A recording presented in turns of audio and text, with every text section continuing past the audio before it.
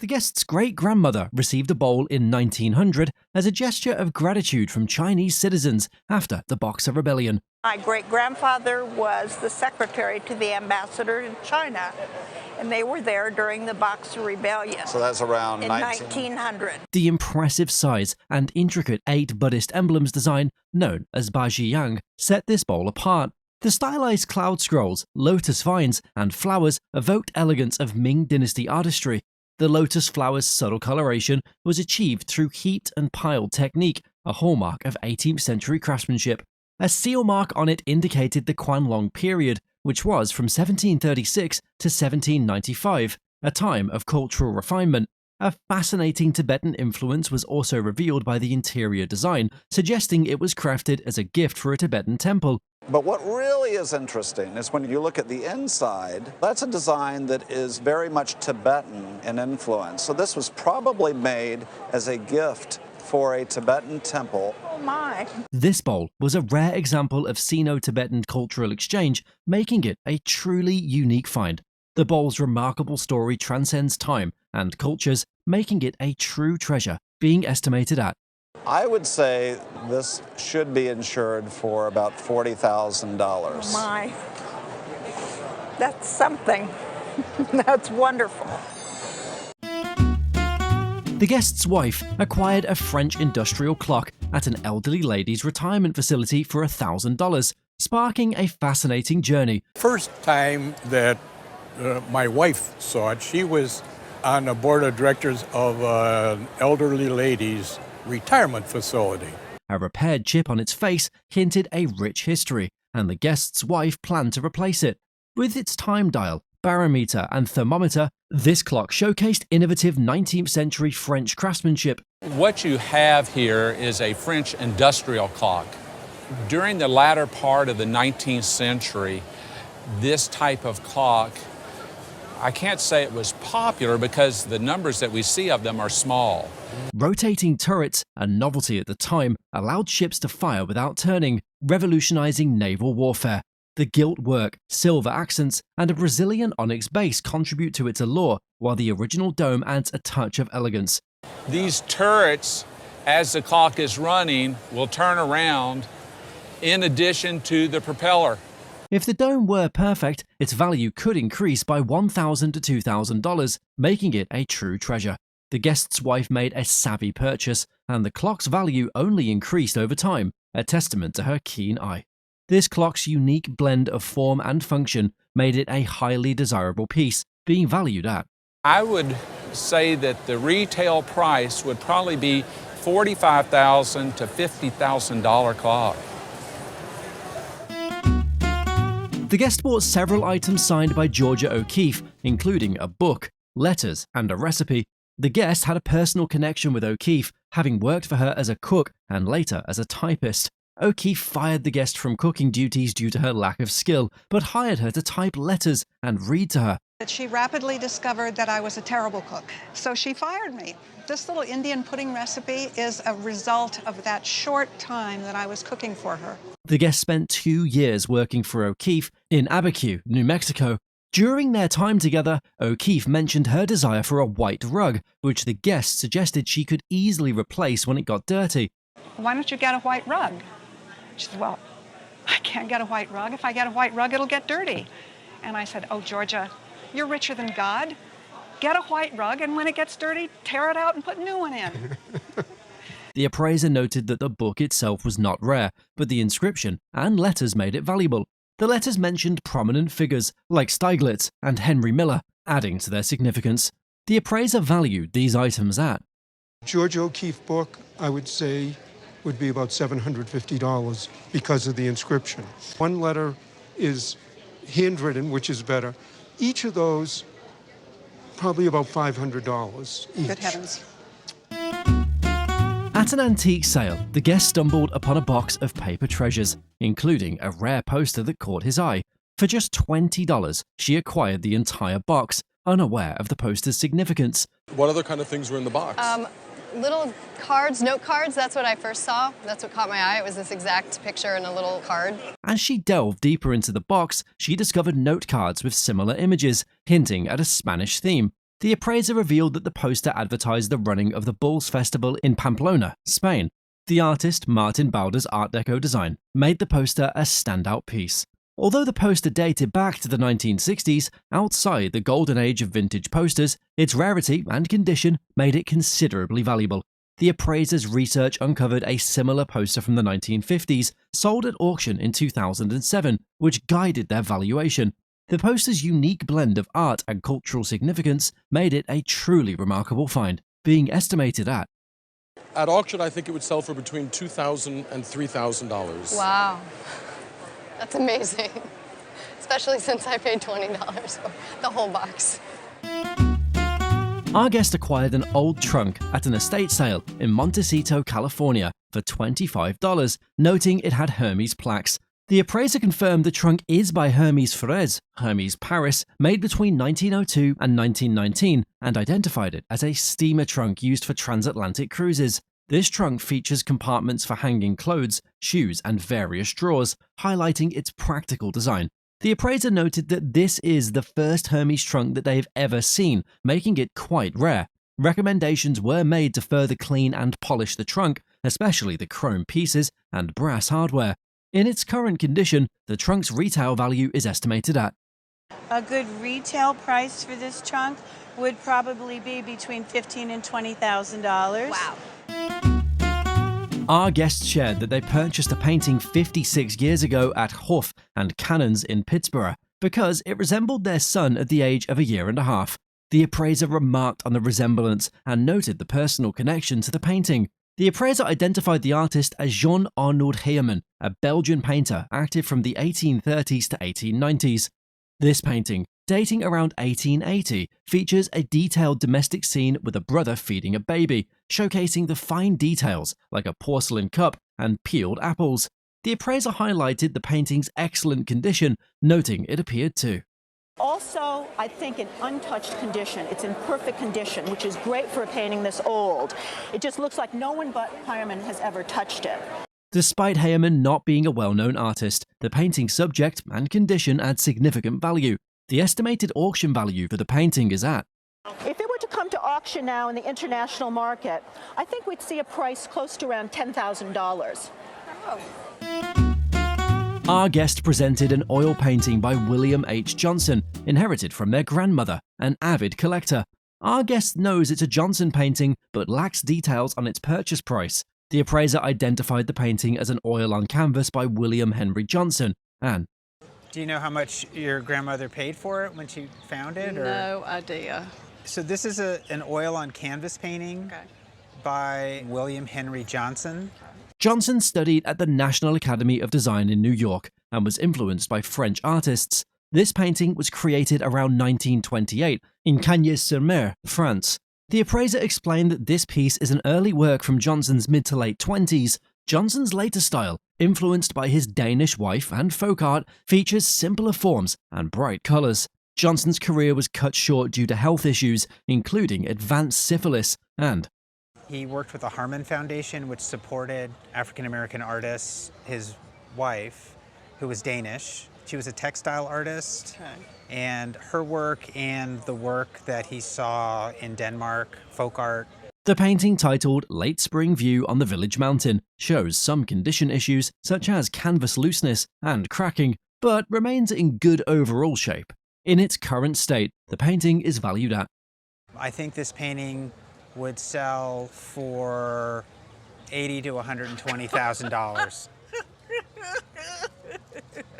That's incredible. Wow. Our guest brought in a sword that has been in their family for as long as they can remember.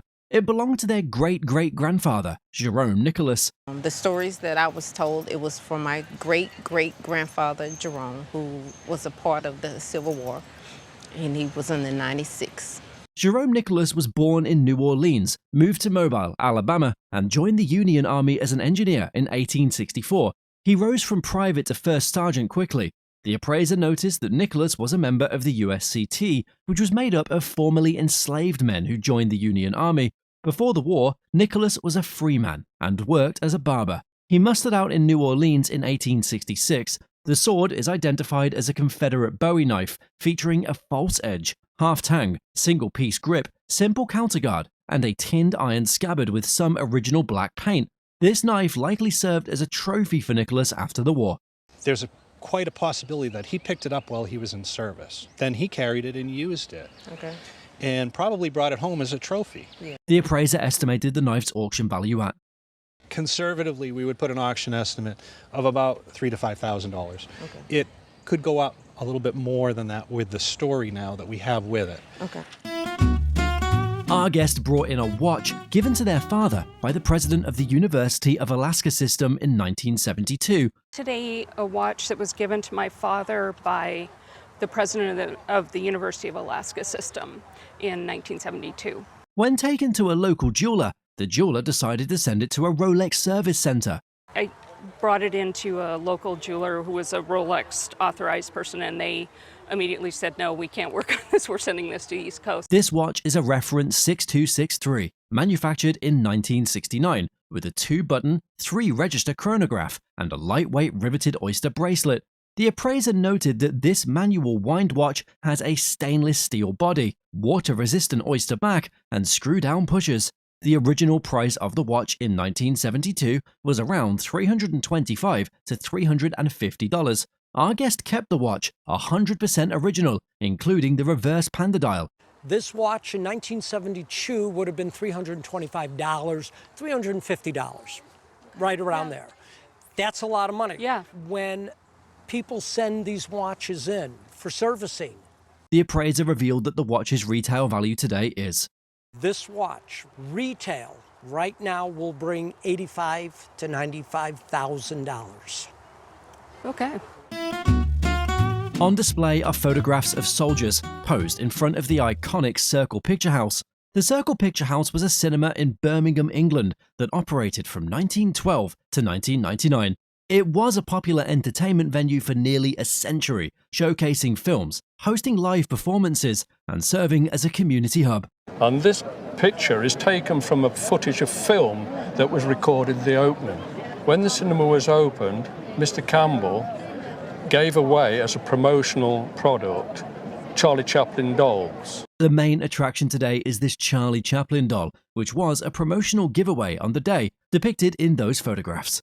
It was reported in the local Grantham Journal in 1969. It was mentioned that this doll had turned up. It was bought by the guest at a local vintage shop. That it was up for sale in the local antique shop, so I didn't want it to go anywhere else, so I went and purchased it from the shop. Charlie Chaplin was a British actor, director, writer, and composer who is widely regarded as one of the most iconic and influential figures in the history of cinema. A tag on the back of the doll provides information about its origin. So on the back, you said that there's a label, and there it is, a little present with the compliments of the Picture House in Grantham. This charming item, though not widely known, is a unique find and would fetch a price of. But even so, I would put the value between £500 and £600. Really? That does surprise me. The guest's grandfather was a major collector of antiques and Native American art and has owned this particular piece for more than 60 years. This beautiful piece was identified as a water pitcher made in New Mexico, likely from either the Cochiti or San Domenico Pueblo. It was shaped like a bird with pop eyes and a big beak and was created with significant symbolic elements. The bird represented an emissary to the upper world, associated with clouds and rain, and the geometric designs on the pitcher symbolize clouds and raindrops, while the lightning bolt signifies rain descending to Earth. All of these streaks with these little white dashes in them represent raindrops. And then the harbinger of rain, of course, is lightning. There's a lightning bolt coming from the upper world down to Earth. At the bottom of the picture, deer figures were depicted looking skyward, symbolizing the anticipation of grass growth for agriculture. Additionally, a whimsical figure resembling a dog represented the importance of dogs in tribal culture as man's first companion. The picture was made as a trade item rather than for native use, dating between 1870 and 1890. The pitcher, made from naturally harvested clay, showed signs of wear on the handle, indicating it was used as a water vessel. The craquelure on the paint further evidenced its age, surprising the guest with the unexpected value. The appraiser estimated the retail value of the pitcher to be approximately I would say on a retail basis, this would be worth approximately $6,500. Our guest's family has owned this clock since the early 1800s, originally purchased by their great-great-grandfather in Baltimore. The clock remained in Baltimore until the guest's grandfather moved to Bridgeport. The appraiser confirmed that the clock dates back to the early 1800s and is a very valuable piece. The clock is a commemorative piece depicting George Washington giving his famous farewell speech to his officers. The clock features the slogan, "First in war, first in peace, first in the hearts of his countrymen." This clock was made in France by a bronzer named Dubuc. The name on the clock is Dubuc. He was a bronzer. He was the caster, and he would sell these clocks to the American market. The appraiser mentioned that similar clocks are in the White House collection and the State Department. We know from the address that's on there that this clock was made probably between 1808 and 1816. Despite some issues with replaced hands and redone ormolu, the clock's auction value today is estimated at. This clock has a value today at, let's say, auction between $50,000 to $80,000. Oh, my goodness. I can't believe it. Our guest purchased an Indian basket at a yard sale for $50. The appraiser identified the basket as being from the Aleutian Islands. And I had a few Indian baskets, so I saw this and I loved it. And it was $50. Well, the basket is from the Aleutian Islands. This basket dates from circa 1900 to 1920 and is made from beach grass, characteristic of the weaving style from Atka. The appraiser noted the basket's unusual and delightful features, including birds and men in boats. This basket has very little moth damage, which is uncommon and enhances its condition. The appraiser expressed admiration for the basket, stating that they'd never seen one in such good condition. Personally, have never seen anything in this good of condition for what it is. Oh. The insurance value of the basket is estimated to be. A basket like this, the insurance value would be $6,500. Wow. Yes. Wow. It is wonderful. Wow. Our guest brought in a scarab ring surrounded by diamonds, which can open up to reveal an interior screen. Our guest was told by their mother that it was a poison ring, adding a dramatic touch to its history. The appraiser clarified that it's actually a vinaigrette or scent ring from the late 19th century. Ladies would use the ring to hold a piece of material, soaked. What's interesting is that this is actually called a vinaigrette or a scent ring. And what ladies would do in the late 19th century, they would have a piece of material in here soaked in, say, a perfume. The Egyptian motif of the ring became popular when Egyptian tombs were unearthed in the late 19th century, leading to the beetle design. This ring served as both a piece of jewelry and as a scent flask to provide a fresh aroma in foul-smelling environments. The appraiser valued the ring at a jaw-dropping price of. A piece like this, value on this would be somewhere between $800 to $1,200 at auction. It was in the costume jewelry box in my mother's drawer. Well, it's not costume. Wow, well that's very interesting. Our guest brought in a box their grandfather referred to as a patch box from the Civil War. It was given to their grandfather by a person in Kentucky who called him a Yankee. The box was made in Cincinnati, as indicated by the Kittredge Company mark at the top. Contrary to the guest's belief, the box was actually used for cartridges, not patches. A notable feature of the Kittredge box is the spring on the back, allowing the lid to pop back into place. Kittredge was a well-known retailer in Cincinnati during the Civil War and held several patents. Our guest was unaware of Cincinnati companies making Civil War items, but Kittredge is one of the most famous. At auction, the box could easily fetch a value of. In today's market, it would retail for about $1,500. Oh, great. So that's really cool. It's one of the best Yankee cartridge boxes. That's right. It's definitely for the Yankees. The guest inherited a unique caribou teeth belt from his father, who received it from a neighbor. This neighbor had a brother who worked as a missionary in Alaska and sent her the belt. This belt represents the Inupiat, which are Alaska group. The belt was a testament to the skill and pride of Inupiat hunters. In Inupiat culture, women wear these belts as symbol of their husband's hunting prowess. The appraiser identified the belt as a rare and valuable piece from the late 19th century. With 140 sets of teeth, This belt extends the typical number found on similar pieces. It also showcased the Inupiat people's traditional craftsmanship. This exceptional craftsmanship and rarity made it a highly valuable belt, being estimated at It would sell at auction for probably $2,000 to $3,000. Oh, wow. This guest stumbled upon a rare find at a garage sale, purchasing it for a mere $15. Garage sales were the guest's passion, and this discovery validated his keen eye.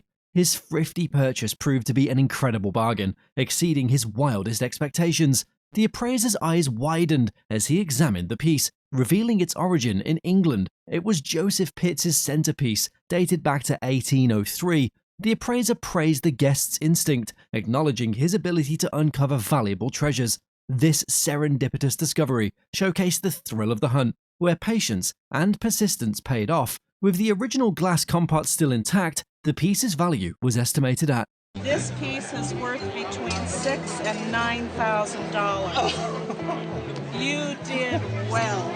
Well, I guess. Have you ever witnessed the hidden treasures that lie within old family homes? This farmhouse in Independence, Kansas, built 132 years ago and continuously inhabited by the same family, holds such a treasure. The story begins when the current owners, while remodeling, discovered an old plate rack that had been painted white and was destined for the trash. However, after some investigation, it identified as a valuable piece. This plate rack, model 903, was designed in 1901 to display porcelain or pottery plates. It features a red label indicating it was crafted by Gustav Stickley, a key figure in the American arts and crafts movement. Stickley, along with his brother, established a shop in New York State at the end of the 19th century and became renowned for their simple, minimal furniture designed for middle-class families. This particular piece, with its subtle arch, represents a transitional period in Stickley's career, making it especially rare. Originally painted white, the rack was refinished by a professional furniture refinisher, revealing a warm oak finish. Take the paint off, you get this really lovely finish of the oak, really warm. Now, the finish itself, which is really critical with these, on this, it could be improved. Although the refining altered the original polish and coloring slightly, the piece remains a highly sought-after item among collectors. In its current condition, the appraiser estimates its value at auction to be between $4,000 and $6,000. It would probably bring at auction between $4,000 and $6,000. Oh, yeah? Yeah. If this was improved on? Yes, sir. Oh, yeah? Yeah. Okay. These gold leaf Ver Iglemisi portraits date back to the 18th and early 19th century. They were passed down to the guest from their father-in-law and survived Hurricane Ivan, despite most of the house being destroyed. The artist, Charles Peel Polk, was part of the renowned Peel family, known for their contributions to American portrait painting. Polk was known for creating portraits of George Washington, which he sold to admirers. The portraits have a connection to the Bowie family from Prince George County in Maryland. We have C.P. Polk, we have the Bowie family, Prince George County in Maryland, a huge family, important people in Maryland. This unique Eglomis technique involves scratching away gold leaf on the reverse of glass and Ver Eglomise portraits and scratching through the gold leaf. Now, Ver Eglomise is really just decoration on the reverse of glass, so it can be either painted or it can be done in gold leaf. The portraits are encased in original 19th century ebonized frames. At auction, the pair of identified portraits is valued at. Now, I looked at the top two at auction. I think they're worth around $10,000 to $15,000 for the pair. This is no ordinary paper. It is a tangible piece of American history. A joint resolution ratifying the amendment abolishing slavery. This document is a cornerstone to the edifice of freedom. Its presence in Iowa, a state integral to the nation's journey towards equality, elevates its historical significance. This document is a testament to its time, with handwriting that speaks of a bygone era. Its paper color has yellowed with age and carries the weight of decades. Each signature, though faded, is a brushstroke on the canvas of emancipation.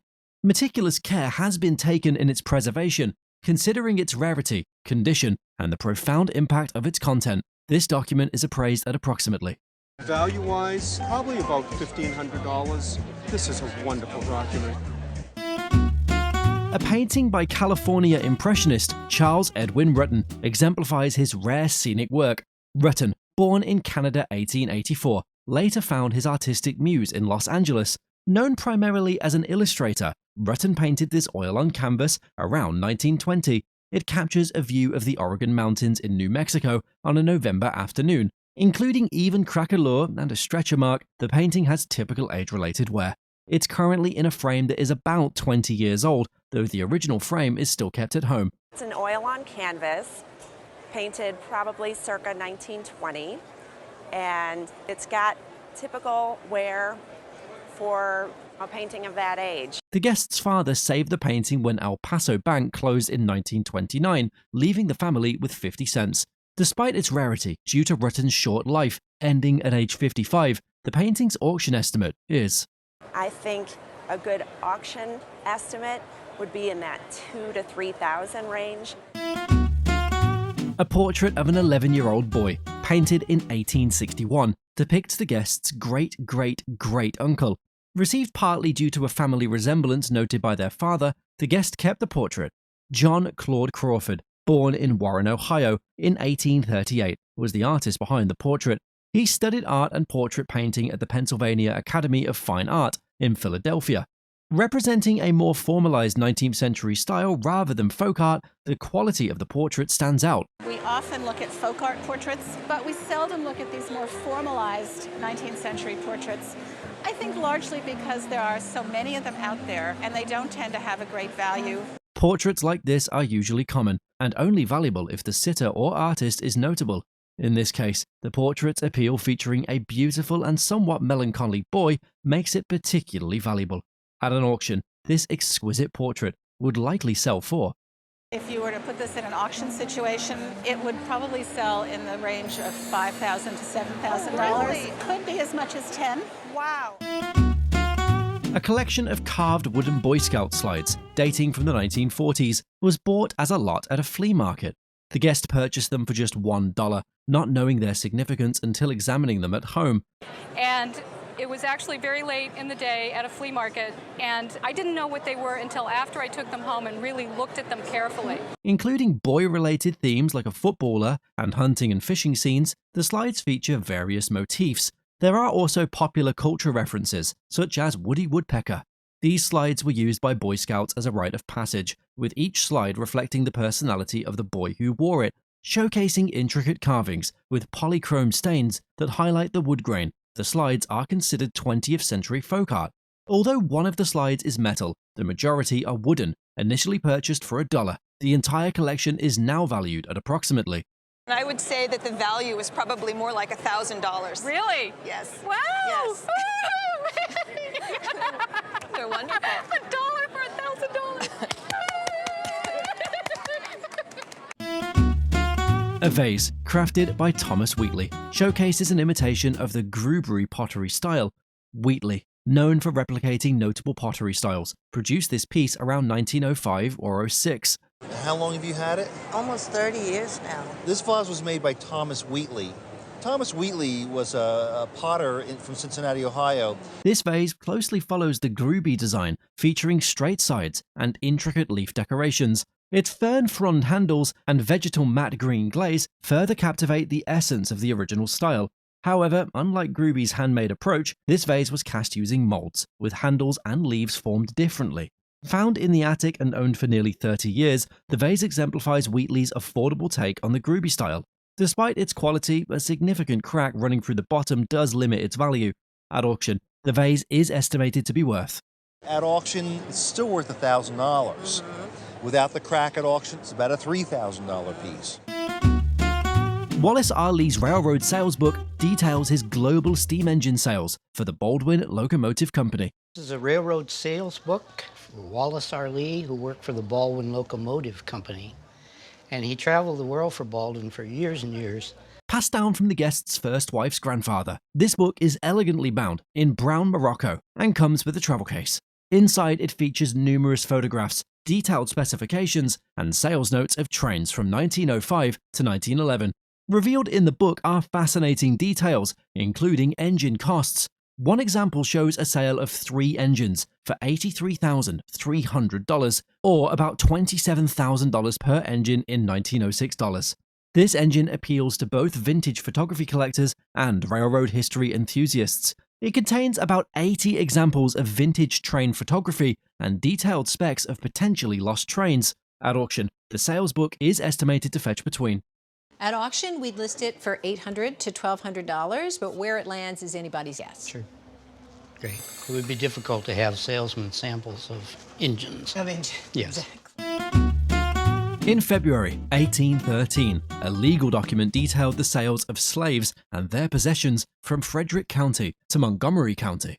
Roger B. Taney and Francis Scott Key were influential American historical figures. Taney is infamous for the 1857 Dred Scott decision denying African Americans citizenship. Key is known for his patriotic hymn, held complex views on slavery. An intriguing 1813 transaction between counties. Francis Scott Key was writing what became the national anthem, and then a future Chief Justice of the Supreme Court involving the institution of slavery. Taney's and Key's signatures reveal their involvement in slavery, overshadowed by their later achievements. The document's language reveals the bureaucratic norms that upheld slavery. This document highlights the historical context and contradictions in their legacies, revealing a complex intersection of legacy and historical reality. The appraiser valued the item. I would appraise this at about $3,000. Oh my, I'm totally surprised. Well, good. We specialize in surprises here. Well, thank you. The first item was identified as a bud vase with a golden iridescent finish. The vase stood out. Labeled Steuben Urin, the vase was a significant competitor to Tiffany in the US and included a shape number. In excellent condition, the vase was remarkable. Next, another piece was examined, identified as Lotz. Signed on the bottom, the piece read Lotz, Austria. Originally, the Lotz piece was larger, but had its top cut off to make it appear new again. Despite the alteration, the historical significance of the Lotz piece was highlighted. Lotz was known for its innovative glass techniques. Prominent names in their era, both Steuben and Lotz, were significant in the glassmaking industry.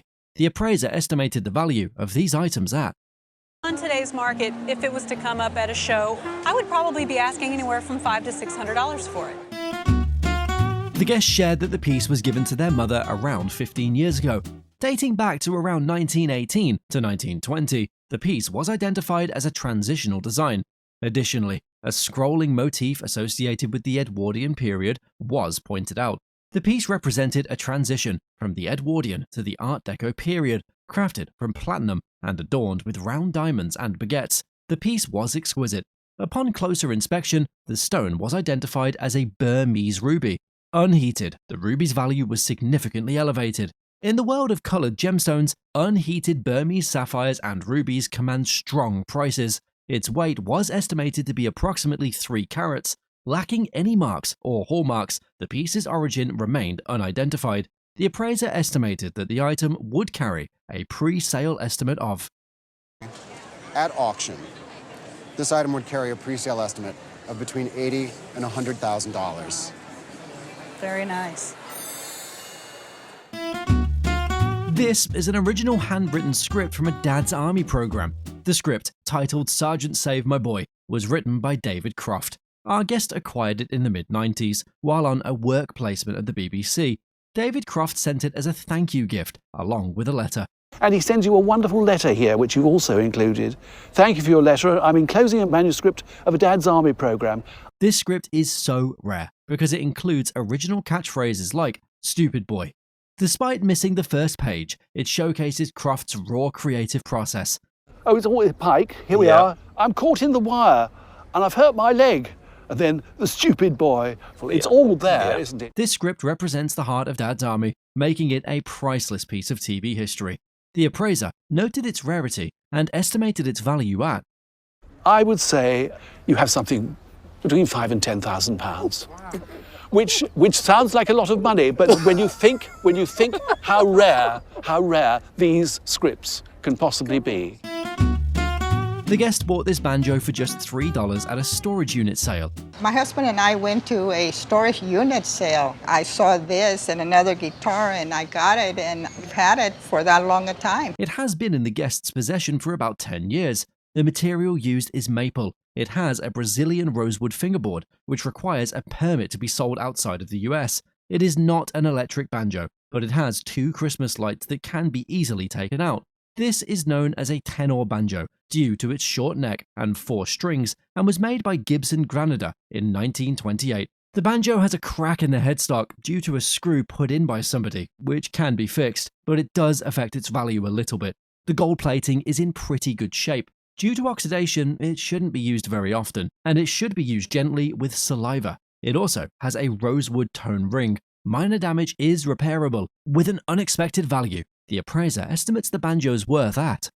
Considering that, this has a retail value around $7,000. Wow. Wow. A fascinating story about Guinness advertising models seen in the 90s. These models were given to the owner's parents when they bought a miniature bottle. They were actually given to my parents when they bought a miniature bottle collection from a collector about 3 years ago, and the collection cost about £3,000, and so they gave these to my parents. The models, marked by Carlton Ware, date back to the 1950s or early 60s. Well, that seems rather a good deal. I love this fella. He's particularly splendid, isn't he? Quite a recognisable toucan. And then the little kangaroo that's sitting inside the man's apron. These models are estimated at a price of the 1950s, maybe early 60s, somewhere in that region. This little group is perhaps worth £1,000. Our guest is a publican who accidentally broke the models after having 5 or 6 pints. Then his sister-in-law collected the broken pieces and about a month after the show was on, I actually had a director came to the pub from Guinness from Dublin who'd never seen a full collection. He wanted the collection for their museum. Despite the damage, the most valuable model was once worth. So they're all as broken as this, are they? Not all of them. One of them isn't that broken, but that's probably the least valuable of them all. This is the one that was valued at the most. That was £500 on its own. The ceramic specialist may help to see if any pieces can be saved. It has an unidentified hand-painted mark on the underside. We also notice that there is a big hand-painted mark on the underside, and I wonder who that is, and I have to tell you, I don't know. Oh. The impressive decorative appeal of this Maiolica figure places its retail value between? I believe that a retail value would be between $1,500 and $2,000 because she's so impressive and great looking. Here before us is a stunning timepiece that would captivate anyone's heart. This exceptional piece was purchased by the guest from a dealer who acquired it at an auction held by the Metropolitan Museum of Art. I have a statement from the Metropolitan Museum of Art saying that they did auction it off. You know, they have to raise money from time to time. The Metropolitan Museum of Art, commonly referred to as the Met, is one of the world's largest and most renowned art museums. Located in New York City, it was founded in 1870 with the goal of bringing art and art education to the American people. This item is exquisitely rendered in the Renaissance style, characteristic of the late 19th century. It comes from a collection donated by the renowned J.P. Morgan to the Metropolitan Museum of Art. J.P. Morgan was an American financier, banker, and philanthropist who was one of the most influential and powerful figures in corporate finance during the late 19th and early 20th centuries. This elegant piece features rock crystal and refined, luxurious details. Over the years, I've seen a lot of watches like this. People collected Renaissance-style things at the end of the 19th century, just the way people collect, let's say, Tiffany or Art Deco today. Despite its French appearance, the engraved initials reveal it to be a Viennese timepiece, crafted by the esteemed Herman Bohm. And look very closely at the pendant here. Yes. You will see the initials HB. And they never saw it. Herman Bohm, who was a very famous Viennese jeweler. As a recreation of a French Renaissance watch commissioned by J.P. Morgan and created by Herman Bohm in the 1870s, this intriguing timepiece would likely command an auction estimate of. You could spend perhaps $2,500 to $3,000 trying to replace this watch. I think you did really well. And probably will go to one of my grandchildren.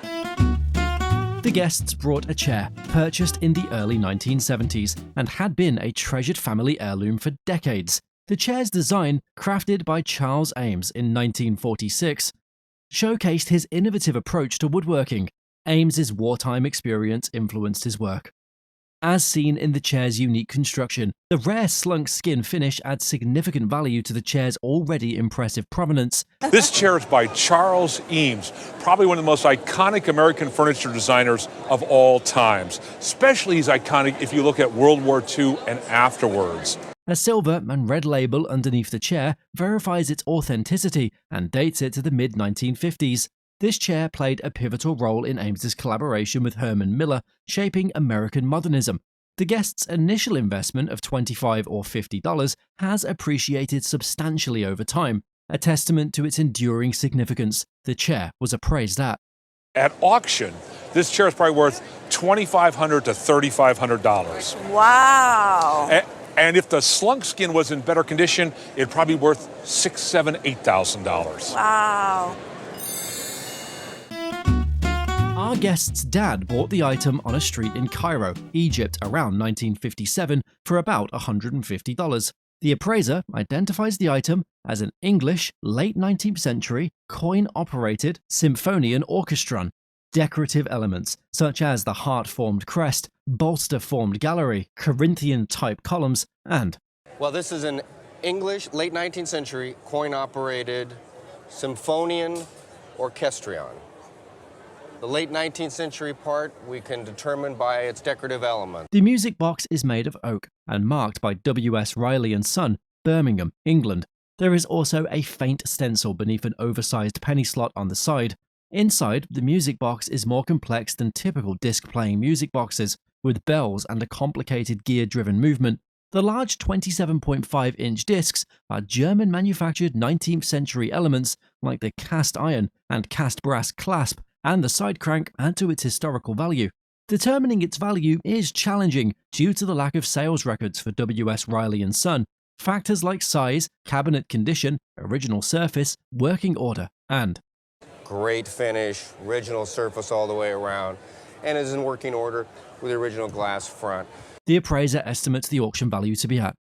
So, in terms of an auction estimate, $10,000 to $15,000 based on those elements.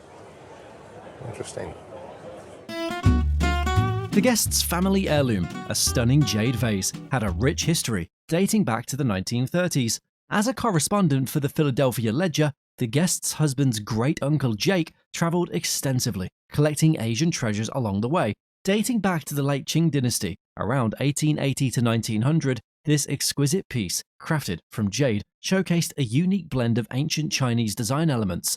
The vase's distinctive shape, known as a hu, is a nod to traditional Chinese bronze vessels. Intricate details such as the Tao Ti mask and scrolling patterns demonstrated exceptional craftsmanship. The interlaced design, reminiscent of Luwen motifs, adds an extra layer of depth and visual interest. A loose ring handle, expertly crafted from the stone, highlighted the artisan's skill. Onto which a loose ring handle has been carved. Part of the reason for having this loose ring is to show the skill of the carver who worked in stone. At auction, this vase could fetch a significant sum that was estimated at. Today, if this came up for auction, we would expect it to sell between $8,000 and $12,000. Okay. I am very surprised. The guest brought the young heir he had inherited from a dear friend. This painting, created by Adrien Emmanuel Marie, was a stunning example of late 19th century French art. Marie's artistic style, characterized by realism and attention to detail, reflects the era's fascination with everyday life. A unique aspect of this painting is its depiction of a young couple in a relaxed, intimate setting. The painting was important as a representation of domestic life during that era. The artist's use of linear lines and literal style sets this work apart from Impressionist pieces. But unlike the Impressionist, it's painted in a very linear, distinct, and literal style of painting. Although this part could almost be lifted from an Impressionist painting. The original frame was adorned with a beautiful flower motif. Overall, The Young Heir was a captivating painting, and it was valued at I think today at auction it might be something like $7,000 to $10,000 or $8,000 to $12,000. Oh, that's wonderful. During the Beatles' heyday, the Guest's father led Capitol Records, forging a close bond with the band. This treasured family heirloom consisted a signed photograph capturing a heartwarming moment between Paul McCartney, the Guest's father, and the Guest as a child. Paul McCartney's humorous message on the photo adds a light-hearted touch, referencing his jacket. Another prized item was a promotional box set from Apple Records, featuring 4 folders with unopened records and handwritten notes. Really nice plastic box that contained these 4 different folders. But the boxes, since I have all the pieces, but they're in shards now. The box set was personally addressed to the Guest's father, highlighting their special connection. A remarkable letter, dated January 21st, 1970, expressed the Beatles' gratitude for gifts from the Guest's father. The cover of the box here, it's to your father. Yeah. Our first 4.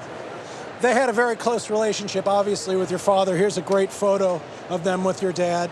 This letter is exceptionally rare, bearing the signature of all 4 Beatles during a tumultuous period in their relationship. The appraiser estimated the collection's value at An insurance value for something like this, the collection, about $60,000. Excuse me? $60,000. Holy mackerel. Our guest shares that the picture has been at their mom's house for 10 to 15 years, and it was bought at an estate sale. Our guest has been eager to have this picture, especially after remodeling their house with a 1950s theme. They finally convinced their mom to give it to them. The artist, Earl Moran, was born in 1893 and died in 1984. He began his career as an illustrator, influenced by what I found out was the Earl Moran, when he painted these, that the more clothes that came off the women, the more they're valued at. And I found out that this one is $20,000 to $30,000. Moran studied at the Art Students League in New York, but gained fame in mid-century Los Angeles for his pin-up calendar art. This picture is a wonderful example of Maroon's work, likely done as an advertisement for a car or sporting company, featuring a pin-up girl, period cars, sailing vessels, a motorboat, and a cute dog. The appraiser explains that the value of Maroon's work increases with the pin-up girl's clothing sliding off. With the lovely pin-up girl, period details, and Maroon's signature, the picture is estimated to be worth. Discovered in 1999, the electroplated silver shield from the Guest's husband's late mother has decorated the dining room ever since. Elkington's shield features a fine silver layer over base metal, showcasing their electroplating innovation. Designed by the French artist Leonard Morel-Laduille, the shield debuted at the 1867 Paris exhibition.